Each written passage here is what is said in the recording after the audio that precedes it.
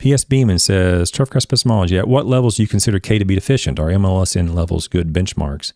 I replied back and said, with turfgrass, applied potassium may result in a beneficial or harmful effect depending on many factors.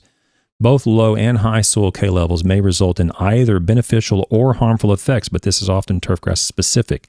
So, for example, bent grass may have a level that you can't exceed before you start to have microdocium patch, whereas POA greens might have a level where you're going to have anthracnose, or there may be a low level that if you drop too low, you're going to have a critical risk of winter kill on specific turf grasses. So with potassium, there's this range where you don't want to be too low or don't want to be too high, but it's going to be specific to your turf grass. Okay.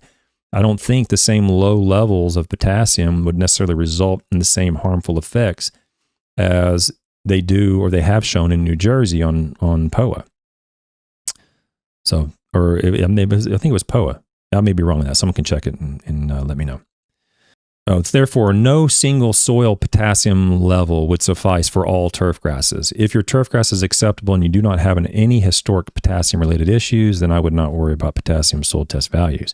If you have historic potassium issues, then the soil test critical level would depend on what turf grass and issue you are encountering.